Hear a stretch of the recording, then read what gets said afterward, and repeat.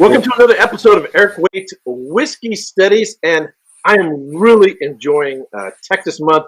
Had a fantastic time visiting Texas. Went to 5 distilleries, and one of which has become probably my favorite thus far, is Balcones Distillery. Had a great time doing a tour. Although the weather was a little freaky, there was like a river of water going across the parking lot that I had to jump over in order to get into the distillery.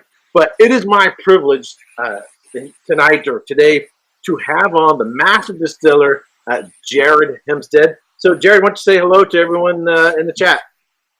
Hey, everybody. Yeah, thanks for jumping in. Sorry, you came in during a little bit of a flood season. It's not super normal, but apologize for the abnormal rain. Well, I'm a Californian, so we don't do too good in any adverse weather. We're a little whippy on that one. And our raindrops are pretty big. Right. Yeah. So, absolutely loving the whiskeys. Recently did a review of the Baby Blue. I've been getting into the single malt rum cask. Finished. Going to do a review of this shortly. Absolutely spectacular. So, just to sort of let you know my background. So, I spent 20 years in wine. I'm a certified sommelier, quartermaster sommelier, French wine scholar at the Wine Scholar Guild. Got a diploma, the Wine Spirit Educational Trust. And I got into spirits when I was studying for that. My goal was to go on to become a master of wine, but while studying for Unit 4 on spirits for the WSET, I got into whiskey and then took a whole nother venture. So when I got into whiskeys, I started visiting whiskey shops. Someone had told me about the Baby Blue from Texas and said, yeah, a lot of people really like this. I was like, okay, whatever. Bought it, put it on the shelf. Been sitting there for a couple of years, and I thought, yeah, one of these days I'll get to it. Then, I've been to Scotland, visited 20 distilleries in Scotland, visited 6 distilleries in Kentucky, about 7 or 8 distilleries here in California. Then I decided, okay, I'm gonna go. I've been hearing there's been some vibe about Texas. I got to get down there. So I went down to Texas, and I've been absolutely blown away. Just come home, just like, wow, this is really, really awesome. And the word on the street is Balcones is the place, and you're the man. Well, thanks. Yeah, there's a lot of fun stuff going on in Texas, and it's really fun to finally see, even in print press, just kind of, I feel like a lot of people are acknowledging that this is a region to pay attention to, and hopefully, as things keep going well for people, more of our stuff gets out of distribution, and you don't have to just come down here to get a hold of it. But there's only a few of us that are even getting out of state right now, which is a shame. But as far as I've seen, Garrison Brothers, obviously Balcones, Iron Root Republic is out here, yeah. And one other one. It's a mom and pop, and they don't have a tasting room. The name's slipped my mind at the moment. Swift, maybe? Pardon? Is it Swift, maybe? Yes, Swift. Yeah, yeah. So, what you tell me a little bit? So, how did you get into becoming a distiller and your background in the whiskey industry? Pretty accidentally. I usually tell people that the way I got into it is not a good blueprint for anybody who's thinking about getting into the business, because it was just a lot of little accidents, one after the other, that turned into this. But I got into homebrewing after college, which turned into us having a very active local homebrew chapter for a good decade. Out of that group, there was multiple attempts to kind of get a brew pub going, brewery and restaurant, that kind of thing, multiple times. Never really took off. In the meantime, I was working a nonprofit job, and was just at a point where I was really ready to make something. And at this point, I'm not into whiskey at all. And one of my good friends from the club and I opened a craft beer bar, which, Central Texas, a town the size of Waco 12 years ago, was a little bit ahead of the curve. And we knew we were going to have to do a lot of education to kind of create the demand for what we were trying to turn people on to. So that bar is still there. We were going to brew on site. Turns out our space was really not quite big enough. We'd kind of got a little overexcited on what we thought we could do in that small space. So after being there Not long. I guess this is how these things go, but there's beer coming out of my ears, and all of a sudden, which sounds like a little bit like you and the wine, my eyes started wandering a little bit. And at the time, I had a buddy who had spent some time in Oxford studying. He was back in the States. And we're having this conversation about all the beer guys have to love single malts, right? And because of the barley connection. And I was like, yeah, I never really been too into it. And we were out one night at a bar having this conversation. The place that just happened to have maybe 12 scotches, maybe. But they happened to have a decent selection of Isla, and he bought me a pour, and it was Ardbeg 10. And I was just like, what is this? What else is like this? That's a favorite of mine. Yeah, that's a good start. Which is funny because I think a lot of people go through their Scotch drinking career and end up in peated, but for me, that was right off the bat, like, oh man. So pretty voraciously getting everything I could get on the shelf and just kind of going through bottles as quick as I could. Trying everything I could. Kind of backdoored from Isla into things like Springbank and Highland Park. Slowly working my way down into lighter, low length space side stuff. And then didn't even really like bourbon for a long time until things like Abuna and some of the later 90s Jim McGew and Bowmore era cask strength stuff that I've had.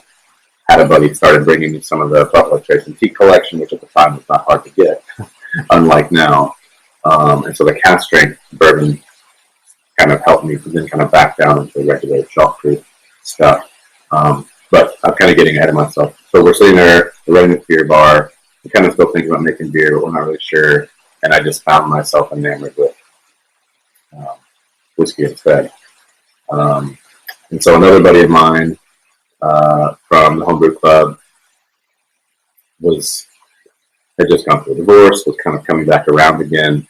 Hey, have you been making much beer? Actually, no, I've been making a bunch of scotch. Oh, that's fun to me too. And we started chatting.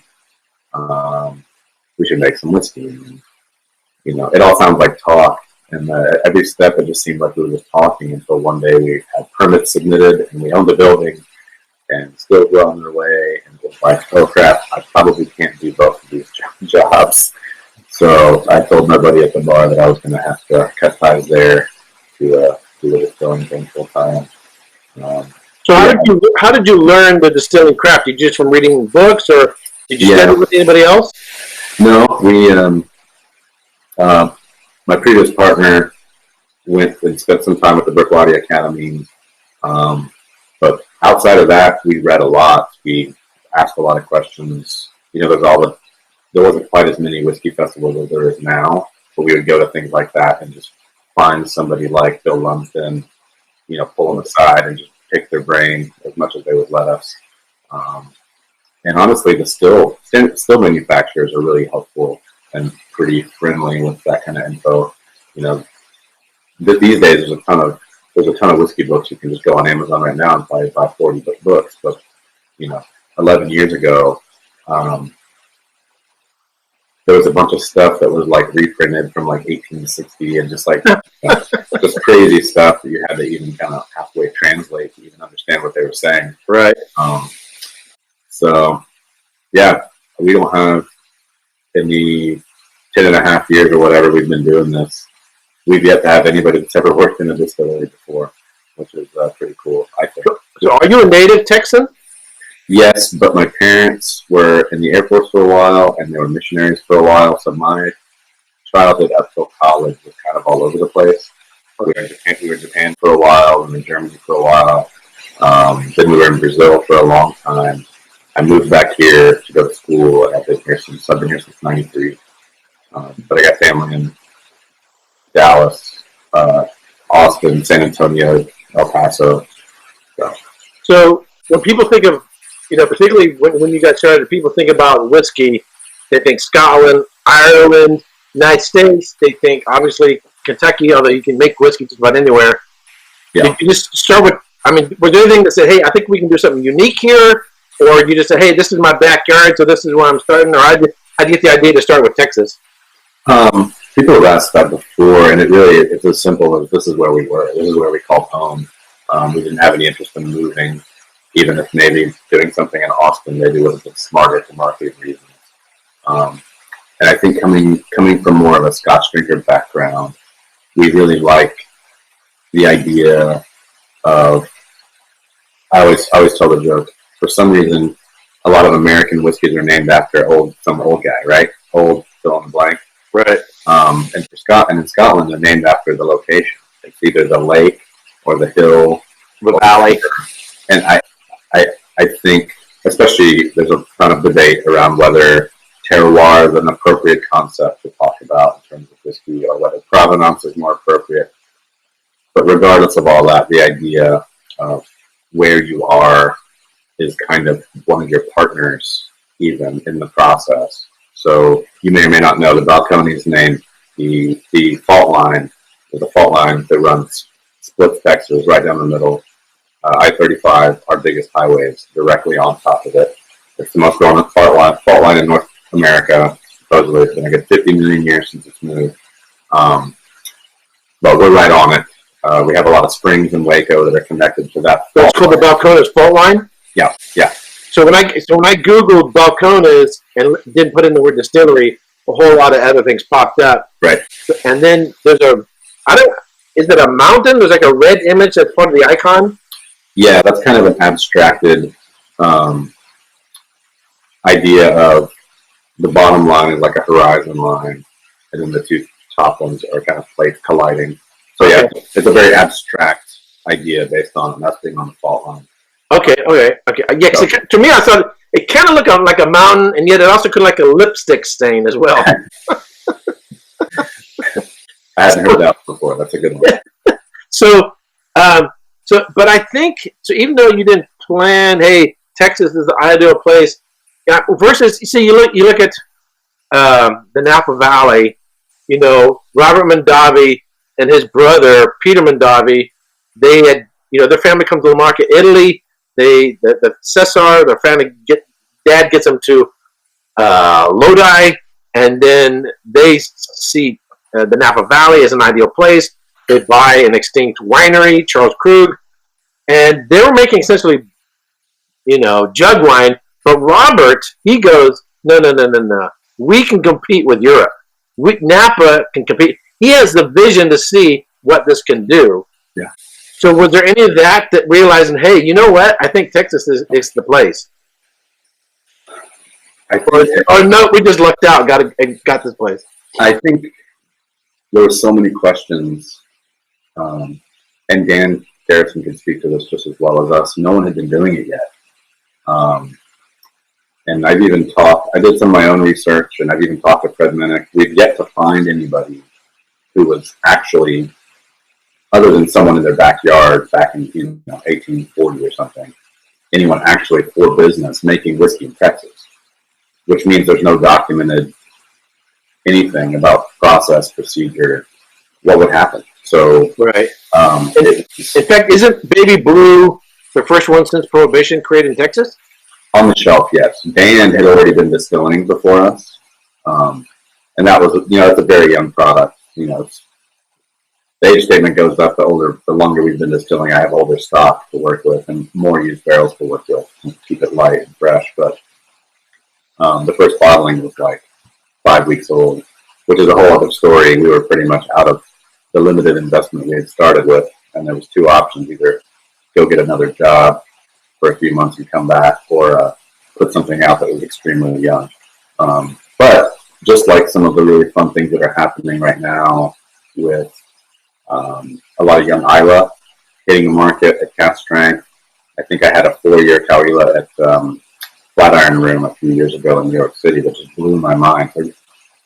I love that people are starting to appreciate certain styles of whiskey. There's something going on in the early stages that kind of takes a backseat later, right? And that's kind of a fun thing. And once again, it's not something super intentional, but as we've let it age, and we have other corn products that get older, and the wood kind of takes over, much like in bourbon. and we've always felt like there's something really fun about the grain forward. It's light, it's easy. You don't have to pay attention to it too much if you don't want to, but if you do want to, there's plenty there.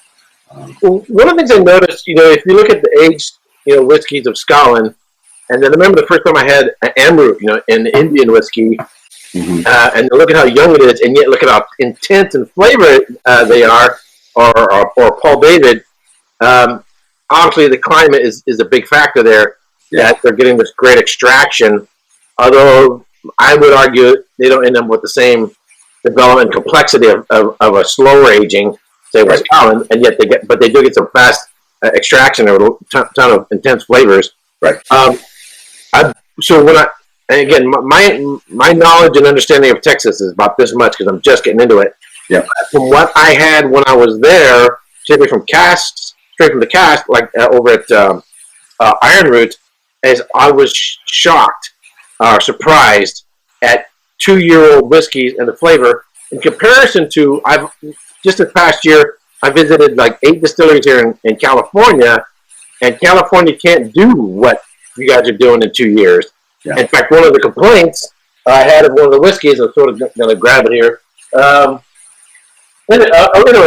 Sonoma, one of their bourbons it's just green, and yet it was essentially aged about the same amount of time as a lot of the Iron Root whiskeys I was tasting. And to me, as far as I know, the big difference is climate and the fluctuation, the diurnal range, and fluctuation between day and night temperatures that's making the spirit interact. Sonoma's too moderate. It's too good. It's good for grapes, good for people, maybe not so great for whiskey. I think it just takes more time. Because, I always John Little from Smooth Amber always gets frustrated with me when we're pouring together at shows. He'll pull out a bottle of like a 5-year-old liter, and of course, in West Virginia it's also a lot more temperate than here, and I'll pull out something that's a year and a half, 2 years old. It's twice as dark, and he gets really frustrated. Which I told him, you can move to Texas. We'd be glad to have it. But those are all things we didn't know. So even some of the silly mistakes, or people starting out with small barrels, which we did, because I think back then everyone was buying into the idea of like the surface area to volume ratios, and we're going to get quick extraction. And then over the years, when we started playing around with full-size barrels, 53 and 59 gallon barrels, we found that it increased the extraction and maturation time maybe like 15, 18%.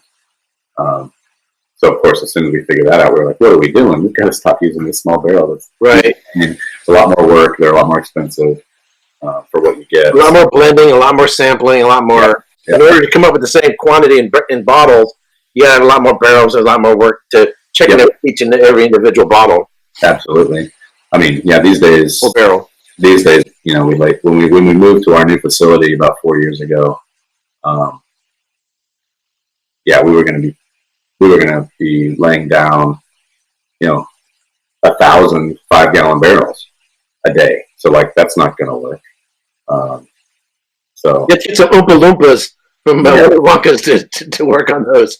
So no, not 1,000. Sorry, 100. Sorry, I've got added a zero there, but still 100 a day. And then you get to blending time, and you're looking at thousands. Even now, like this week, we're working on rye, and I still have 300 something barrels out on the table. Can you imagine if that was times 10? Right. It's just not sustainable. Yeah. So one interesting thing about your facility, and I'll throw in some pictures here as we're doing this. That everyone there. Not only is the climate and terroir and everything, I think,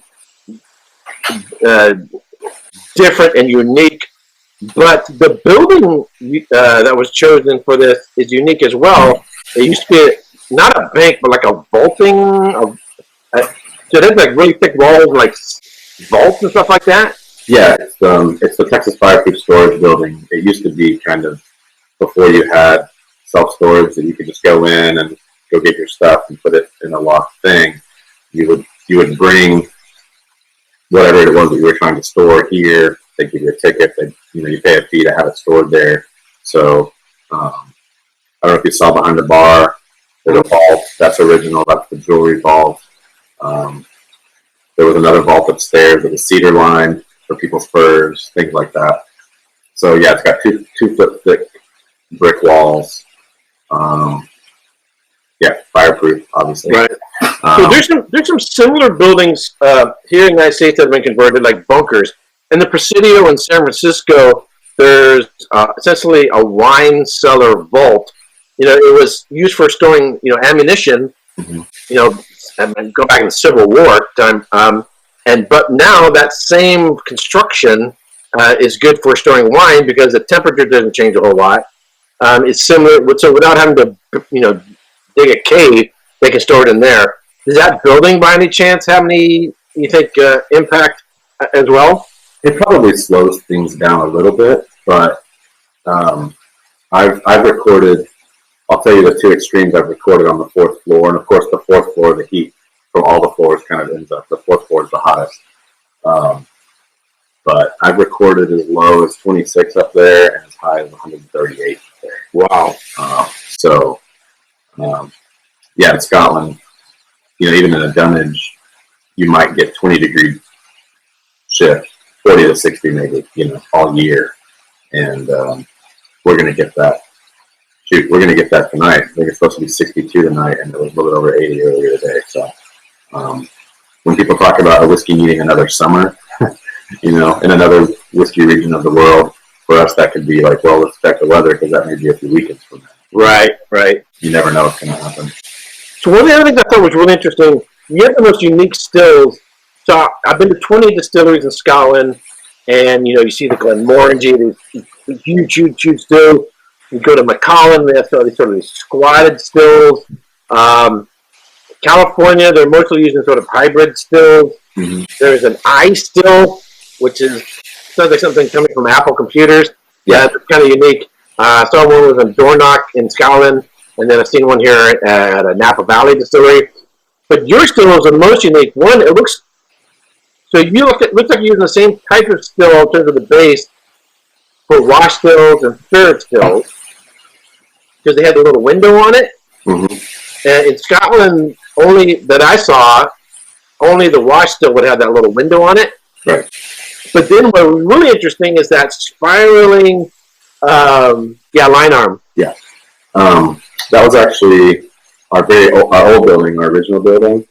We started with some of those direct fire Hoga stills. And just the way the building was laid out, we were doing everything with gravity fed, so we weren't doing any pumps or anything.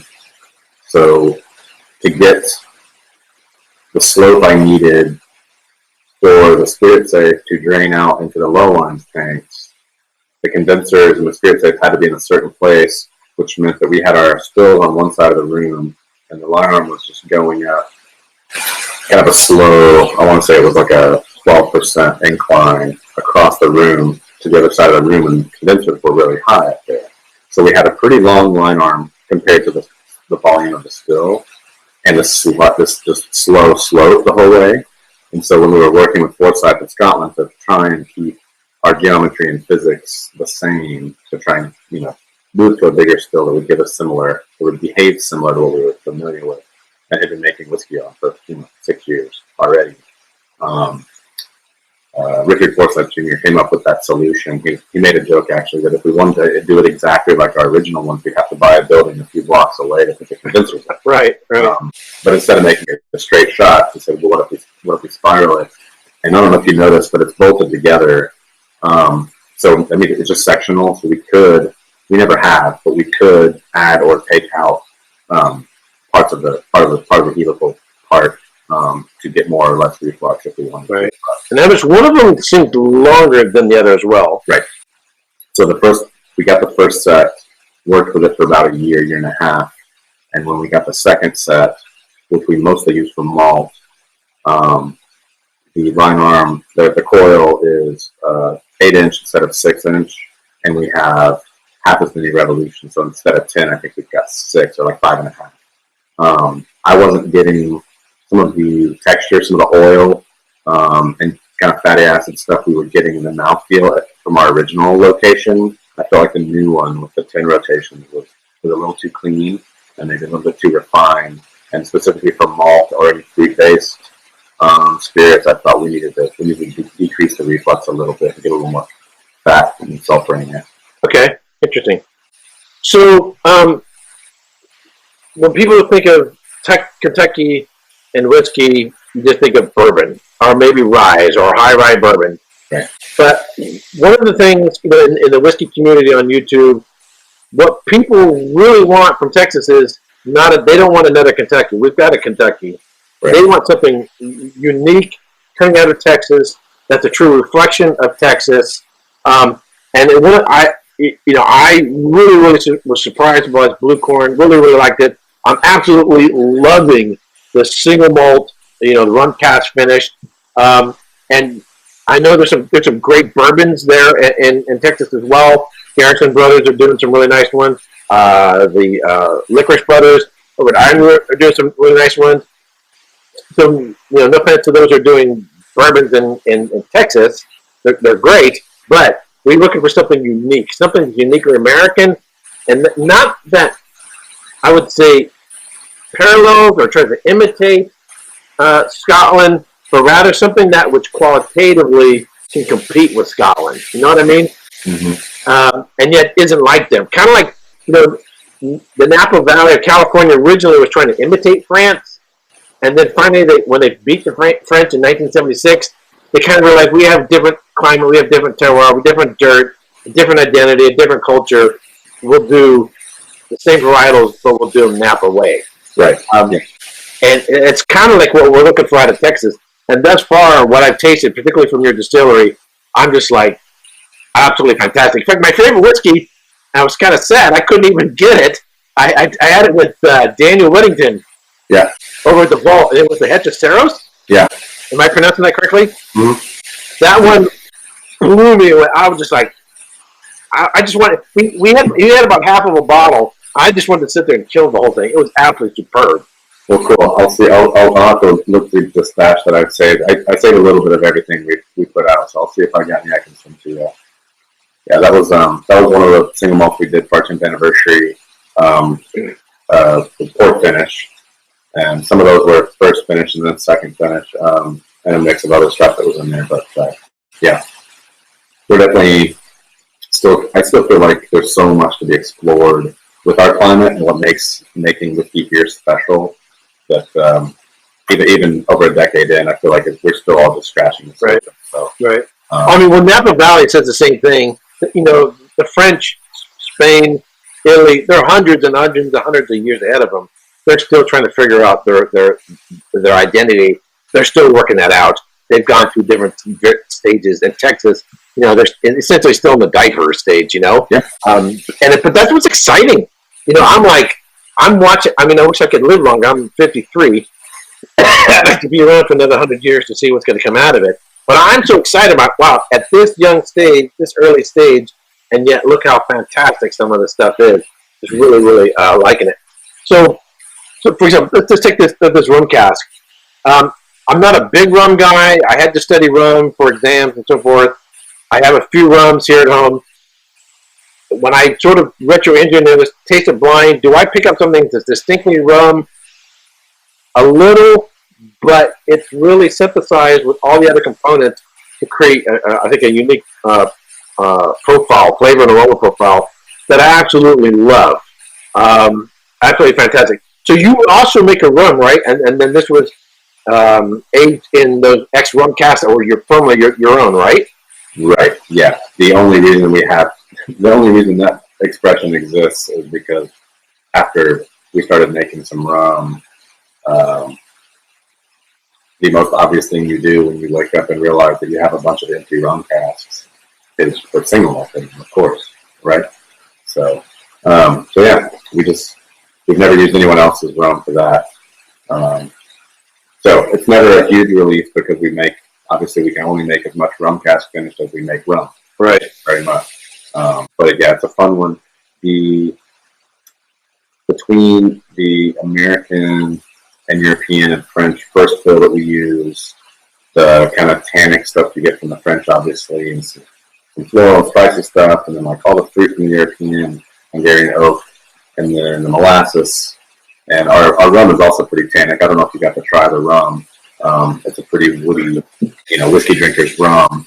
But yeah, I do think that with the Golden Promise barley, all of that kind of does go together and it's pretty cohesive. It's pretty nice. It's a big boy. I mean, it's not a tended malt, but no, this one is 63.5. Yeah. ABV. It's got some oomph. Yeah. Yeah. That's the way I like it. Well, Yeah. Let me. Some other things I like is you don't call it non-chill filtered. You're a little more aggressive. You say never chill filtered. I almost feel like you'd say never frickin' chill filtered. Yeah. You're very emphatic. It's not chill filtered. We don't know. All uppercase letters. All uppercase letters. This ain't frickin' chill filtered, and we don't add no frickin' coloring. Yeah. Why would you? There's no need. No. Coming from beer background, there's so many ways to get certain kinds of flavors. I don't know why you would bother to. And texture and mouthfeel is also something that's really important to us. And why would you want to thin that out? Right.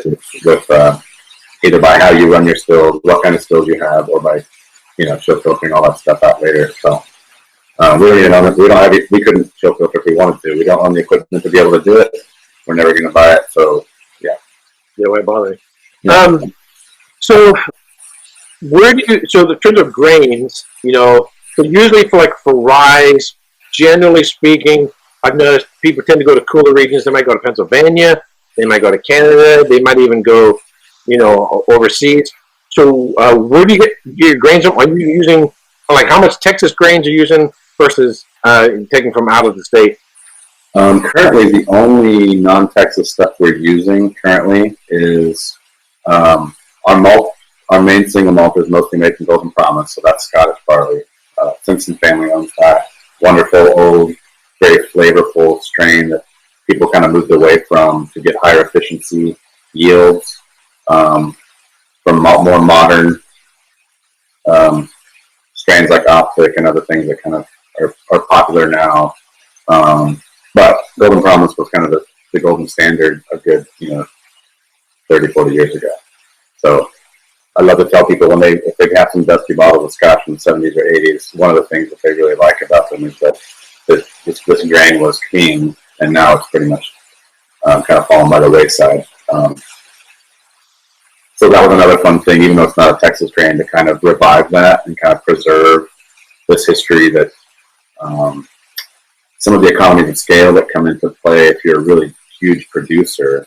Even getting, 0.1% more efficient grain that gets you that much more alcohol per pound could mean tens, if not hundreds of millions of dollars globally. Mm-hmm. And for us, if that's a difference between would have made us maybe $8,000 more last year, then it's not worth it. Pick the thing that tastes the best, right?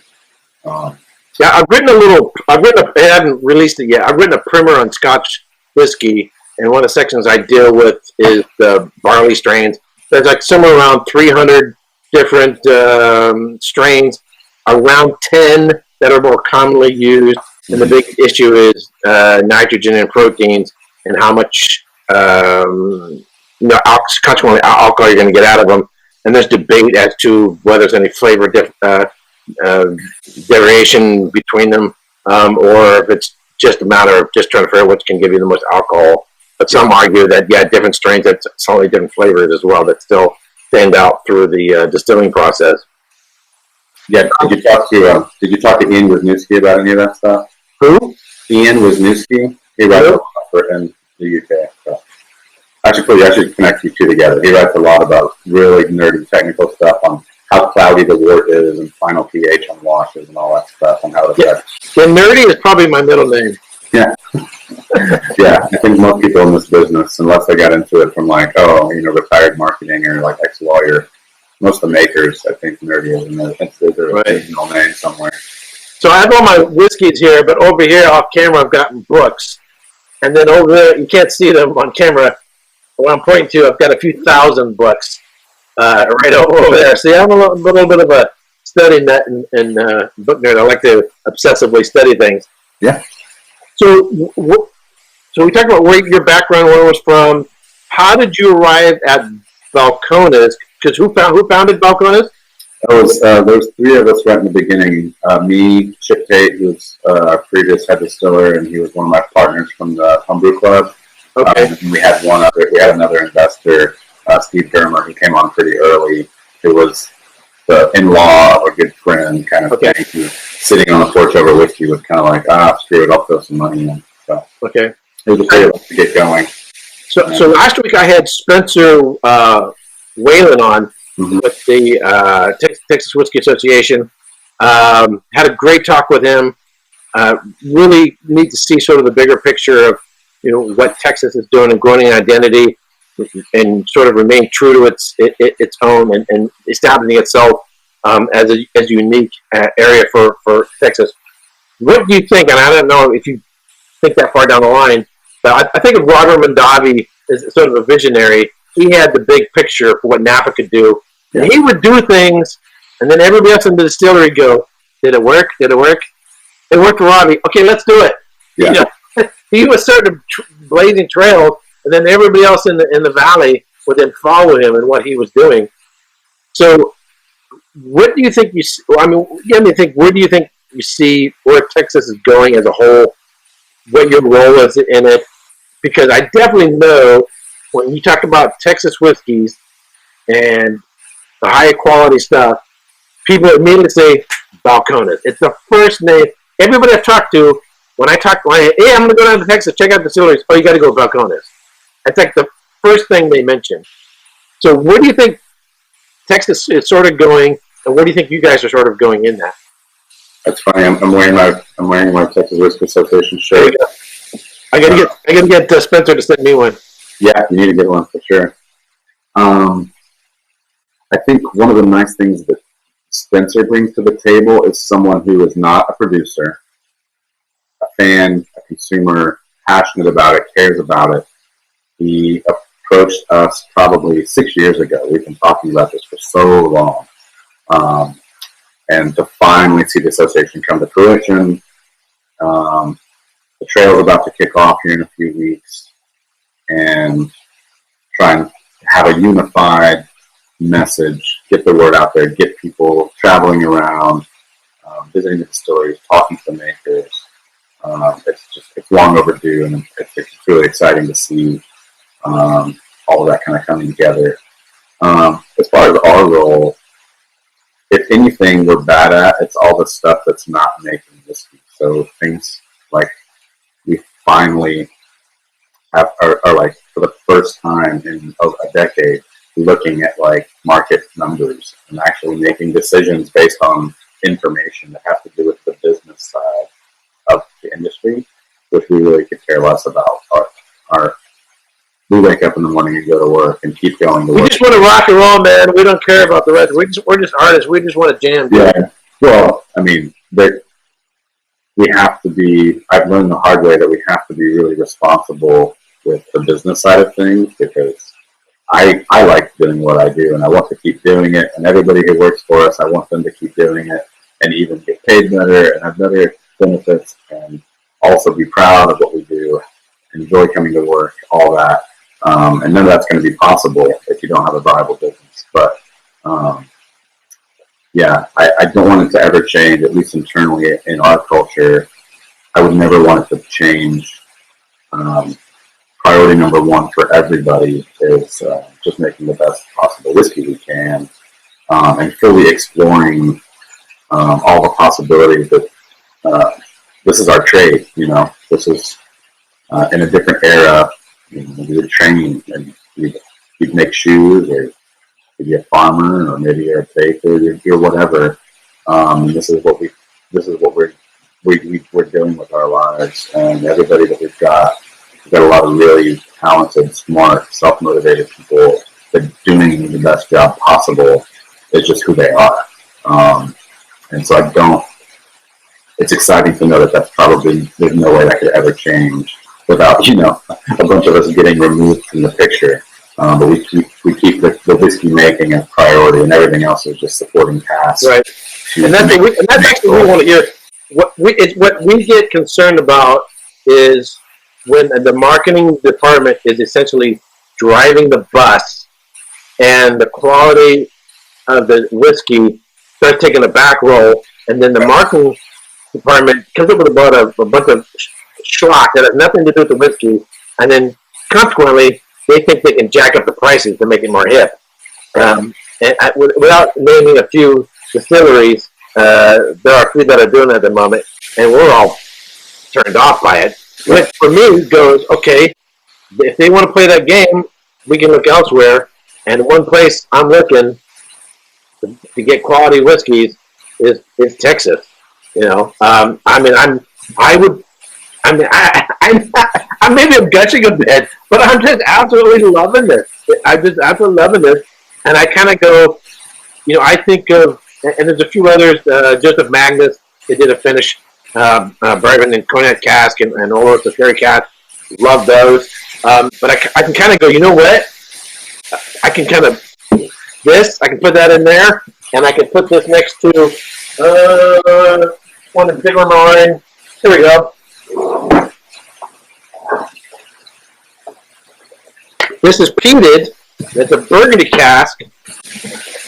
Yet in terms of having a savory note combined with a sweet note, I love sweet. I love savory at the same time. Yeah. And with sort of an earthy, it's almost like a like the rub that you put on a tri-tip you're going to barbecue. It's sort of in this. It doesn't. I'm not saying it tastes like them, but in terms of a camp or range of flavors, I would put this up against this, and this doesn't cost me 1/3 of this. So thanks. And it's absolutely spectacular. And I can get these. I can get this here as well. Both of these are available here locally. So really like them. So do you guys have sort of a core idea of a profile you want to have? Or are you guys doing more experimental? Hey, let's try doing this. Let's try doing that. Or do you have sort of a core? You think of Macallan sherry cask.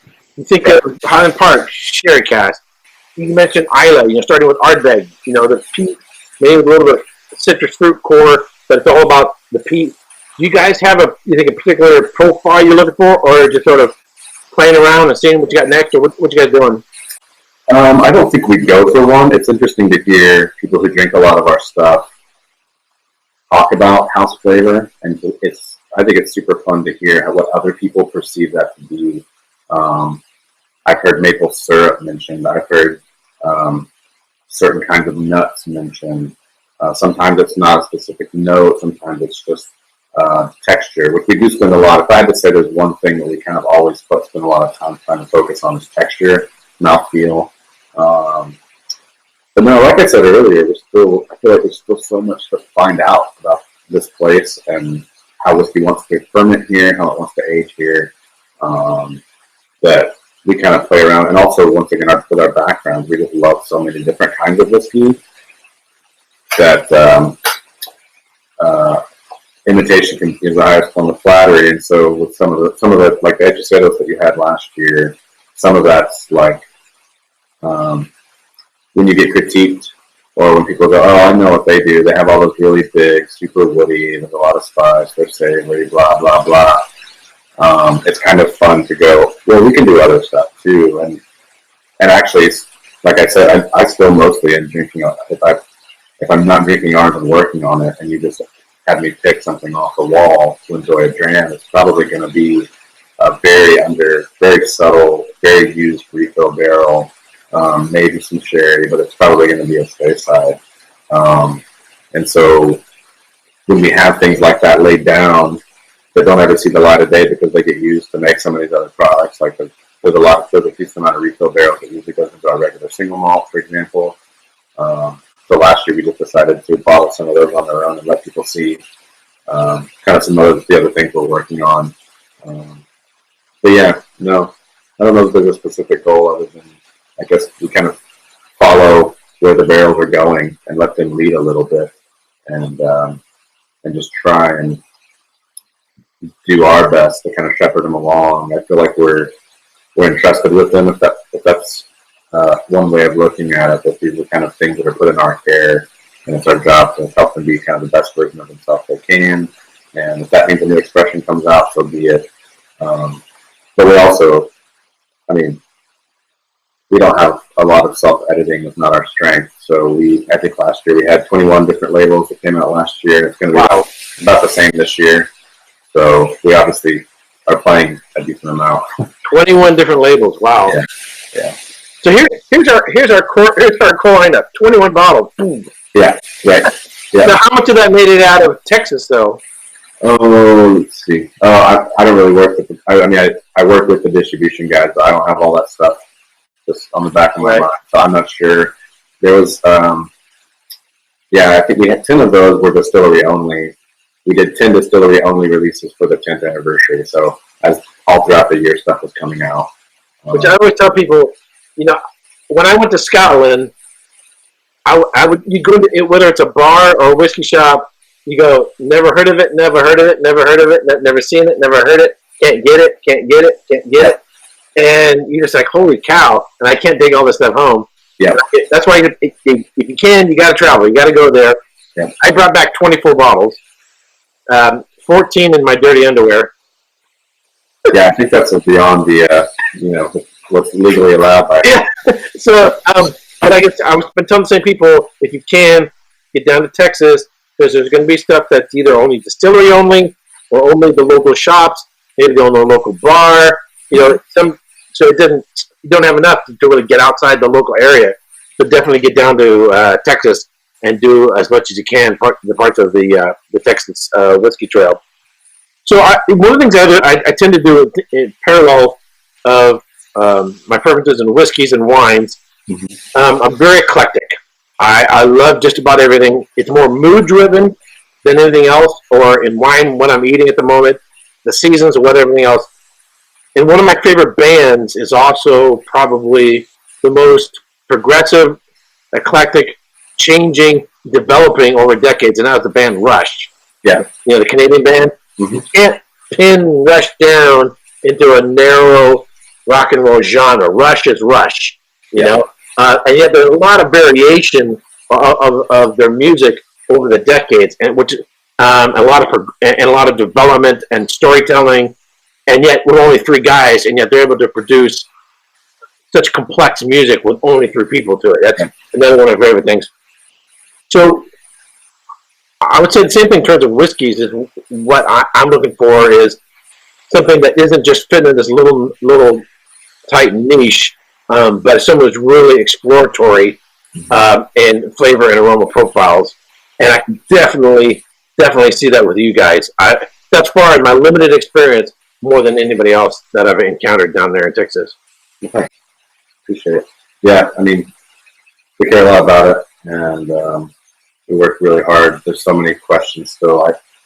I like the idea that I can spend the rest of my working adult life exploring all these things and never exhaust all the research and question marks that we still have going.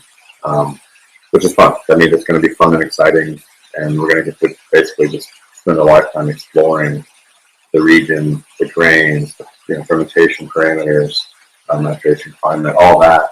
So yeah, I hope I'm not around by the time we've settled in and made something institutionalized, a product where that's done. Here's how it's done. Don't fear from it. Don't mess with it. Right. Well, I always joke too with the younger guys that we'll probably get to that point, and I'll feel like, somewhere near the end of my working adult life, I think we finally nailed something. And then as soon as I'm gone, they're going to be like, oh man, we always hated the old man's rye. We're going to change it all up. Which they should, if I'm not there making it, they should obviously, they should love it. And they should have their fingerprint all over it. But that's so far down the road, it just feels like we're just along for the ride. And it's not only is it delicious, it's a lot of work, it's exhausting, it's a lot to figure out. But if you're a curious person, it's just limitless, I almost get giddy sometimes. It's just we get to play, with something as fun as whiskey. It's a pretty fun thing to get to play with. So I know it's getting kind of late where you're at, and I got to be hitting the bed pretty soon. Yep. I want to thank you very much for coming on. It's been absolutely fantastic. We could chew the fat and talk about whiskey for hours and hours and hours. Yeah. Get super geeky and ask you a lot more questions and want to dig a little bit deeper. Yeah. I want to thank everyone who's been watching this either during the premiere or on the live stream.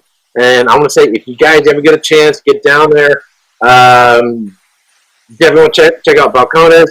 And if you happen to come to California afterwards, feel free to bring me a bottle. I can always add another one to my collection. But I might be back down in the area in June. I'm definitely going to be back there in October. But I'm really looking forward. And I'm going to Scotland actually in July. I'll be there for a couple of weeks, studying over there, the Edinburgh Whiskey Academy, and visiting probably another 15 to 20 distilleries. And then actually plan on going back in 2020 to work at Springbank for a week. Nice. But yeah, we're looking forward to that. So anyway, again, I want to thank you for coming on. Really appreciate it. So any final words for the viewers? I mean, you kind of touched on it a little bit by talking about music, and I hope people realize it's not just about whiskey. You're coming from a wine background. Even I mean, we talk about this even when we're doing tastings. If someone's like, "Oh, I don't really drink whiskey," like I don't care. Like that's fine. You don't have to like this, but I think the values that drive it and kind of what we're trying to do and why we're trying to achieve it are relevant to music. They're relevant to food. They're relevant to how we're doing farming, how we're raising animals. I did pottery in a previous. There's an alternate universe where that's what I'm doing instead of making whiskey. Play a little music too, like all of this stuff. Just paying attention, being intentional, and like you were just talking about, rush. Like when you see people that they take their craft very seriously, it usually becomes evident over time. And I think people deserve that. They're spending good money that they could be doing other things with, and they're entrusting you with. They're going to be drinking this tonight. They're going to be having that be a backdrop for a conversation, or for a meal, or for a cigar. They're going or a celebration. Do what? Or a celebration, like a wedding, a birthday. Right. So that feels like an honor that needs to be respected. And anybody who's not thinking about that and as a maker should kind of, I think, check themselves a little bit and appreciate why we get to do what we do and the responsibility that comes with that, as well as the privilege that is massive. This means a lot to people that I've never met before, and that's amazing to me, and humbling. That's a really cool thing. To find, every once in a while I get to meet someone. Met a guy who said his dad was a Jack Black on the rocks for 40 years, and he turned him on to, I can't remember which product it was. I think maybe it was even a single malt, not even a bourbon. Not even a Tennessee whiskey. And now he's putting that on the rocks, and that's what he drinks every night while he watches the news before he goes to bed. And that's cool. You're a part of traditions and people's ritual, part of people's daily activity. And that's just such a cool thing. And musicians, every once in a while, you hear people talk about that and express that kind of appreciation. They know they only get to do what they do because you spend money to come to shows, you spend money to buy merch, you buy albums, and that's a gift. That's a gift that they give us, not vice versa. So, yeah, hopefully we get to spend a long, long time honoring that and getting to work in that space, which is a real honor. So. All right. Hey, well, it's been an honor having you on. I want to thank you very much, and cheers. Thanks. Cheers. Hey, if you liked my review, be sure to check out these other whiskey videos.